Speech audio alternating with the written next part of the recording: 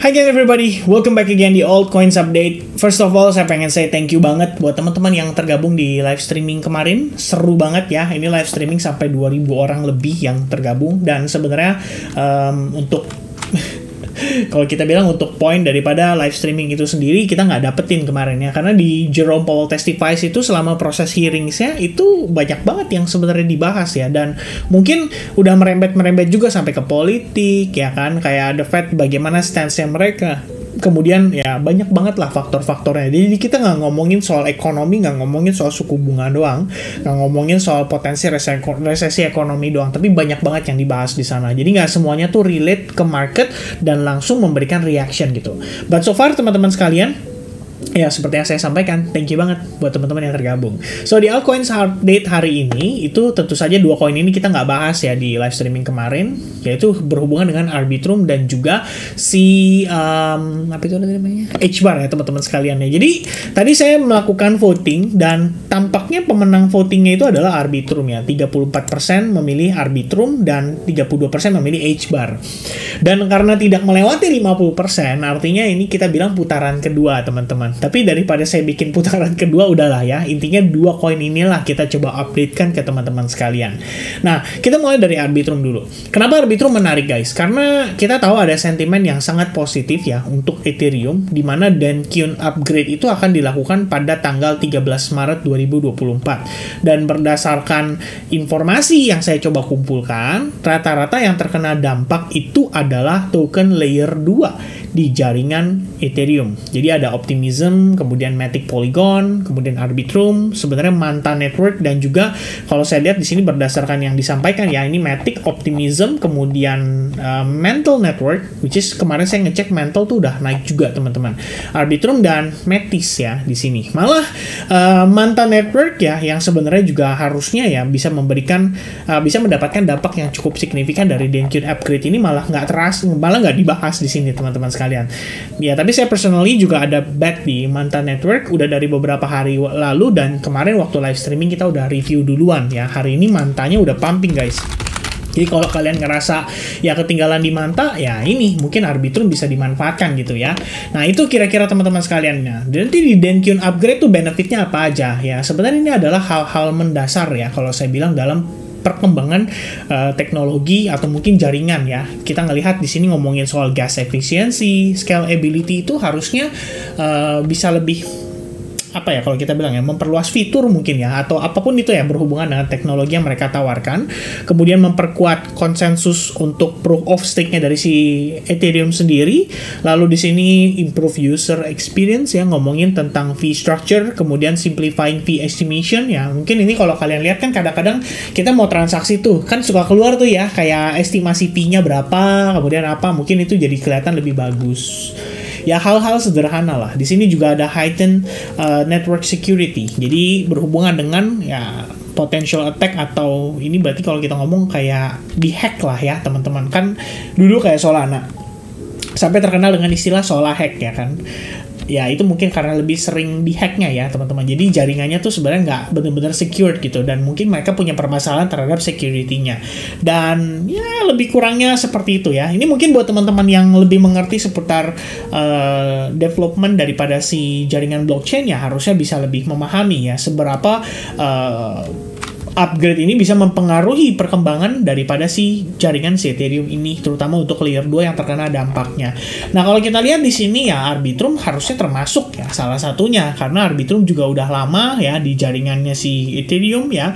Di sini juga kalau dari segi TVL ya, sebenarnya saya belum ngecek sih teman-teman. Coba kita lihat ya TVL untuk Arbitrum. Arbitrum TVL di DeFi lama ya. Kita pengen lihat ya perkembangannya dalam beberapa waktu terakhir.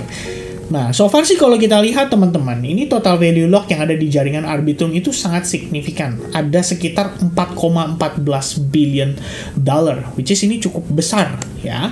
Mungkin bisa dibilang salah satu penyumbang terbesar kali ya. Coba kita lihat di Ethereum, jaringan Ethereum ada Lido, kemudian Lido tuh LDO ya teman-teman ya.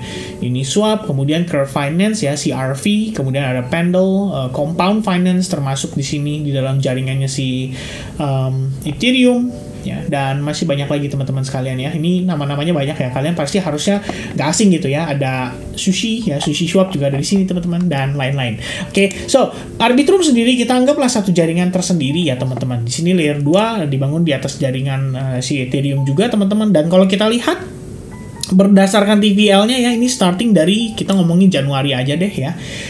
Januari awal tanggal 1 itu TVL berada di angka 3,02 billion. Dan sampai dengan hari ini itu sudah meningkat jadi 4,14 billion. Jadi lebih kurangnya ada 1 miliar dolar yang masuk. Tapi kalau kita lihat pergerakan harga si Arbitrum sejak bulan Januari guys. What do you think? Ya, I think it's very very interesting karena semenjak kita mencapai angka 2 dolar, kita tuh cuman steady aja di sini.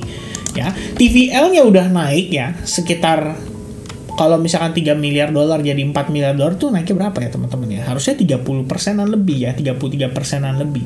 Naiknya cukup signifikan.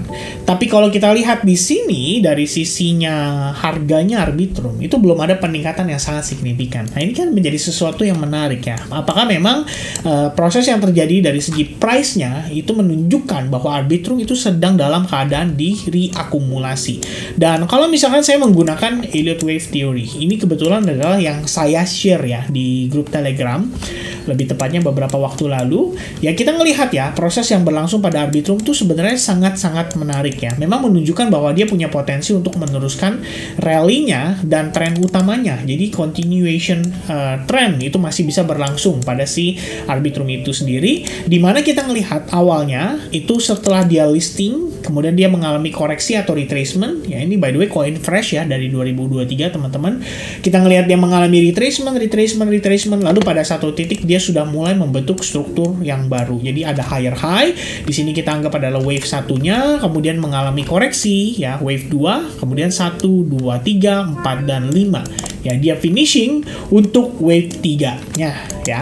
Kemudian semenjak itu kita ngelihat Arbitrum tuh nggak kemana-mana, dia cuma konsolidasi doang nih di dalam sebuah triangle pattern.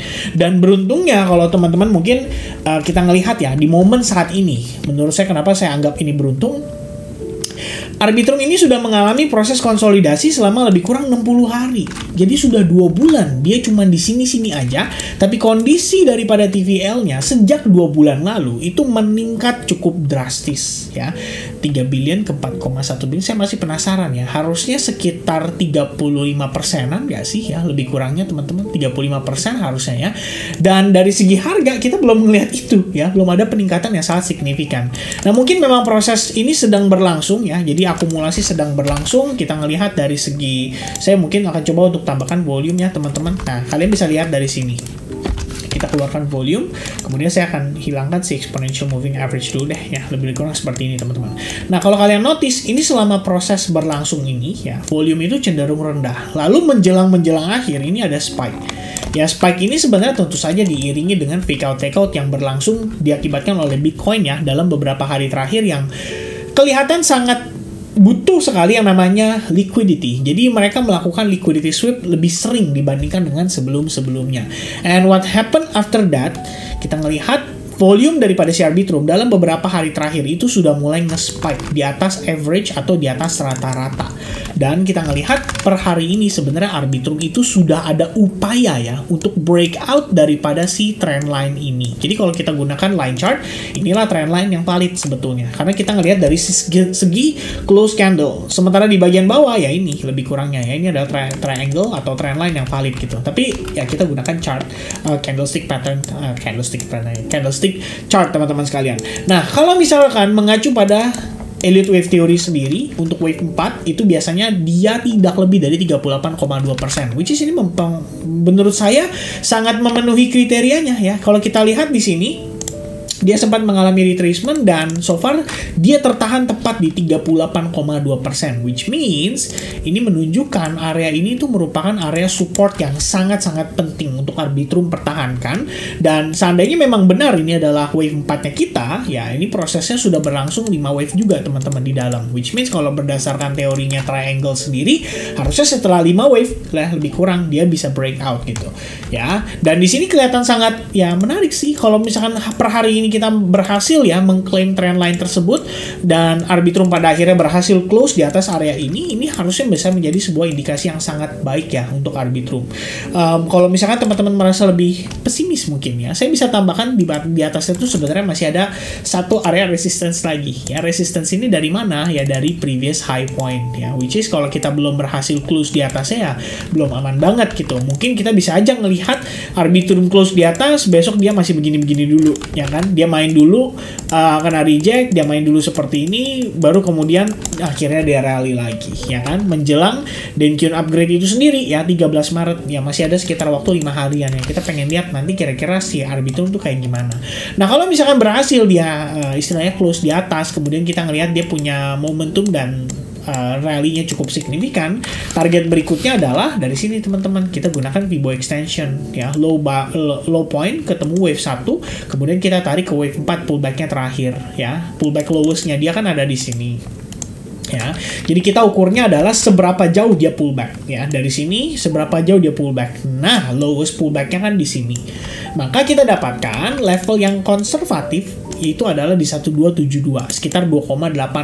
Dan kalau teman-teman yang mungkin tipikalnya agresif, kalian bisa manage sampai $3,3. Dan saya pikir ini bisa menjadi end daripada wave 5-nya dia ya. Jadi prosesnya probably ini adalah wave satunya nanti, kemudian retrace dikit 2, 3, 4 dan baru kemudian finishing 5. Ya probably kayak gitu teman-teman. Ya ini sebetulnya idea yang saya lihat aja kebetulan sejalan juga dengan sentimennya, jadi saya beranggapan bahwa Arbitrum ini punya kesempatan yang sangat positif ya, mengikuti tren daripada si sentimen yang sedang berlangsung saat ini. Lalu kalau kita ngelihat dari perspektif 4 jam ya, ini sedikit berbeda dari yang saya lihat pada time frame daily-nya, supaya teman-teman punya gambaran bahwa kita nggak bisa langsung agresif mengatakan bahwa ini siap untuk rally. Karena di time frame 4 jamnya yang saya tadi sudah jelaskan, ini adalah high point yang menahan Arbitrum nggak cuma sekali, tapi total sudah 3 kali ya. Kalian lihat di sini, first time kita retest di situ, kedua kali, kemudian 3 kali, dan 3-tiganya ngasih rejection. Jadi hari ini kita lagi berusaha nih teman-teman untuk bisa close nggak sih di atas area resistance itu. Kalau dia bisa close di atas area resistance itu, maka kita bisa katakan ini sudah valid mengalami breakout. Ya minimal pada time frame 4 jamnya, supaya menularkan momentumnya ke time frame daily juga, dan kita bisa lihat daily akhirnya finally close di atas level yang kita consider sebagai resistance tadi ya. Nah, kalau dari perspektif time frame 1 jamnya, kalian bisa lihat di sini terdapat A, B, C, kemudian boom, breakout ya. So technically itu adalah ascending triangle pattern yang terbentuk, dan setelah berhasil mereclaim VWAP-nya, jadi ngasih semacam double confirmation kalau menurut saya. Nah, ini kalau saya extend ke samping, sudah ada proses retest yang proper juga. Jadi kalau kalian notice di sini ya, more or less after dia breakout, dia pullback, terlihat seram tapi closingnya baik-baik saja, dia bertahan di atas, so it's a good close candle. Dan berikutnya kita lihat ngasih konfirmasi lebih baik lagi. Nah, sekarang sih candlenya lagi main di sini teman-teman ya. Ini adalah the end of the candle ya, kita ngelihat ya the end of the candle. Dan kalau teman-teman by the way yang kemarin ikut ya di live streaming ya, kita udah menjelaskan ke kalian tentang konsep inside bar, what do you think? Oh, it's fine, masih pumping ya kan. Kemudian dia create higher high di sini, inside bar, dia create higher high lagi ya. Technically ini adalah inside bar yang baru. Saya taruh high point-nya di sini dan low point-nya di sini. Kalian lihat yang sekarang berlangsung pada si Arbitrum tuh gimana ya. Ini adalah bull candle-nya kita. Kemudian ini 1, 2, 3. Kita masih main di dalam ya teman-teman. Belum keluar, belum create higher high, begitupun belum pullback. Kalau misalkan ternyata di sini Arbitrum malah cenderung turun dan dia close-nya seperti ini di bawah.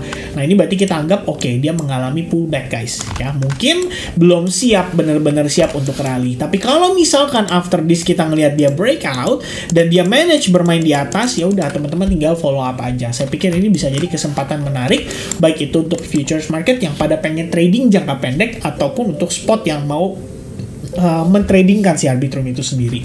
Alright, so semoga cukup jelas ya. Kita udah ngebahas Arbitrum secara cukup detail teman-teman. Kita berbicara dari perspektif time frame daily, potensi target, tahanan kuat atau key level, beserta dengan pergerakan pada jangka pendeknya. Ya semoga cukup jelas dan teman-teman bisa punya analisa masing-masing juga sehingga kalian tahu the moment Arbitrum menginvalidasi apa yang harus kalian lakukan untuk meminimalkan resikonya. That's it. Oke, next one yang mungkin saya akan review adalah HBAR USDT. HBAR USDT ini saya lupa ya, secara analisis sebelumnya saya sudah pernah analisa, tapi apakah saya pernah share di YouTube channel? Nah itu yang saya mungkin harus cek dulu teman-teman ya. Kita coba lihat kabar. When was the last time kita review HBAR? Oh ternyata ada guys, tanggal 23 Februari itu saya sempat ada create video HBAR. Ya, kita coba mampir sedikit, berdasarkan urutan HBAR itu harusnya poin nomor 3 ya. Kita lihat teman-teman. Ya, penasaran, saya juga pengen tahu ya bagaimana proses analisisnya. Oh, HBAR terakhir. Nah, HBAR pada saat itu kita review, poin utama yang saya highlight adalah bagaimana HBAR itu telah berhasil breakout dari time frame weekly dan area konsolidasinya. Jadi saya pikir dari sini kita udah ngelihat momentumnya bagus. Dia create higher high. Harga pada saat itu $0.11. So if you follow up that analysis, well technically setelah kita break dari situ itu ada proses konsolidasi dan konsolidasi ini sudah memberikan atau membuahkan hasil untuk HBAR itu tetap meneruskan penguatannya ya. To be honest, saya sendiri juga nggak ada follow up di sini. Saya malah lagi asiknya istilahnya nge-follow up di token-token yang lain ya. Ada beberapa token yang kita follow up dan rata-rata itu berhubungan dengan jaringan si Ethereum. Makanya saya bilang dan Dencun upgrade itu saya pikir bisa jadi satu kesempatan untuk kita manfaatkan. Nah, terakhir kita update video ini ya, ini posisinya si HBAR dia lagi kecenderungan ada di situ gitu kan. Ini saya berbicara soal possibility long position yang kalian bisa ambil dan lain-lain gitu. Kalian bisa lihat saya ada marking time frame 4 jam juga bahwa dia respect terhadap exponential moving average 21. Nanti kita coba lihat ya, apakah masih respect teman-teman. Nah, untuk saat ini kalau lihat time frame daily-nya, kalian mungkin bisa notice ya, selain kita membentuk yang namanya konsolidasi, di sini kita juga sebenarnya kecenderungan membentuk ascending triangle pattern, which is ini classic pattern banget buat market yang sudah dalam keadaan rally. Ketika kalian melihat ada ascending triangle pattern membentuk di sana dan akhirnya dia berhasil breakout, very likely harga bisa nanjak. Nah, cuman tidak bisa dipungkiri HBAR juga mengalami problem yang sama ya, yaitu ketika Bitcoin mengalami liquidity sweep. Jadi ketika ini terjadi, ini shake nih, mau atas mau bawah.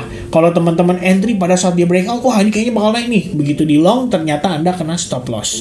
Ketika dia turun, mungkin ada orang-orang yang lebih prefer untuk counter trend karena mereka berpikir ini kan HBAR udah naik tinggi nih, nggak mungkin naik terus, pasti bisa turun. Ya udah, dia sell shortnya akhirnya kena stop loss juga karena harganya berbalik juga teman-teman. Ya sekiranya seperti itu. Jadi kalau dari perspektif time frame daily, saya ngelihat ini cukup bullish. Dia udah breakout dan sekarang lagi ongoing creating higher high. Secara momentum bagus, belum ada pullback sama sekali ya. Jadi saya pikir ini udah tinggal di manage aja atau di maintain aja. Nah, kita coba lihat dari perspektif time frame weekly. Kira-kira targetnya bisa sampai mana sih? Kan itu yang jadi pertanyaan teman-teman ya. Mungkin saya akan sederhanakan aja guys. Kita bakal menggunakan area ini ya, merupakan SNR sebelumnya. Karena HBAR pernah ketahan di situ cukup lama. Kita lihat di sini ini kisaran 17 deh ya. Saya kasih pembulatan angkanya teman-teman 0,17. Kemudian kita geser ya di sini lebih kurangnya. Maka ini harusnya menjadi next target atau weekly range ya daripada pergerakan HBAR ya. Nanti after target itu tercapai, apakah harga langsung naik atau turun ya itu nanti urusan lain ya teman-teman sekalian ya. Yang pasti ini kita anggap sebagai weekly range-nya dia. So ada probabilitas cukup tinggi karena sekarang momentumnya lagi kenceng, kemudian Bitcoin-nya juga lagi mendukung ya. HBAR harusnya udah tinggal meneruskan penguatan itu saja ya, menuju ke targetnya di kisaran $0,17. Nah, buat teman-teman yang berencana untuk follow up dari perspektif time frame kecil, ya saran saya sih kita follow up-nya dari segi struktur ya teman-teman. Nah, ini kemarin saya sempat inform nih di advance group ya. I guess saya pernah bahas ini teman-teman. Dimana HBAR itu punya kebiasaan ya, 12% koreksi, 12% koreksi, 12% koreksi. Terakhir bukan 12%, ini lebih. Karena kena fake out-nya Bitcoin ya, 26%. Tapi akhirnya dia berhasil breakout. Sebenarnya kalau kita mengacu pada box yang berwarna oranye itu. Ini sudah menjadi indikasi awal nih. Harusnya dia rally dari sini ya. Ternyata kena gangguan jaringan ya dari Bitcoin, bikin harganya turun. Tapi kemudian kalian lihat, setelah dia mampu reclaim box oranye itu lagi, dapat confirmation candle, 1-2 candle lagi. Ini sebenarnya udah bisa jadi opportunity untuk berangkat ya. Ibaratnya berangkat apa? Berangkat untuk nanjak. Ya, dan kita ngelihat ya so far reactionnya cukup baik ya. Di H-bar sendiri time frame 4 jam dia udah creating higher high. Di sini saya anggap dia udah create higher high ya, by the way. More or less-nya kayak gini teman-teman sekalian. Right? More or less seperti itu. Kemudian saya geser ke samping juga. Ini harusnya high point terakhir yang diambil, namun ada proses fake out-nya dulu. Jadi di sini adalah liquidity sweep kita bilangnya. Ngumpulin likuiditas untuk bantu H-bar beneran bisa pumping ya. Dan sekarang dengan dia udah berhasil breakout dari support line ini ya, H-bar harusnya udah tinggal meneruskan performanya saja. Mumpung momentumnya lagi kenceng ya, saya pikir ini udah tinggal tinggal kalau teman-teman ada posisi di H-bar ya udah tinggal di maintain. Kalau belum ada posisi dan berencana untuk masuk ya lebih baik tunggu retracement ya. Karena kalau kalian lihat ini respect banget nih, EMA 8 nempel ya, naik terus. Dan sekarang pun ya lagi-lagi nih teman-teman ya, ini jadi favoritnya saya ya. Lihat lagi guys, what happened right now ya, inside bar ya. Kalian cuma lihat ini mother's candle doang. Candlenya kecil-kecil tuh di dalam lagi pada ya bersiap-siap ya kalau kita bilang ya. Ini kalau time frame 4 jam lebih detail lagi tuh inside bar ya. So nothing happen right now, kita belum ngelihat dia pullback, harga masih konsolidasi di dalam, dan tentu saja ini mengindikasikan bahwa tren masih bisa berlanjut. Dan kalau teman-teman nanti ngelihat ternyata harganya malah breakdown nih daripada low point tersebut gitu ya.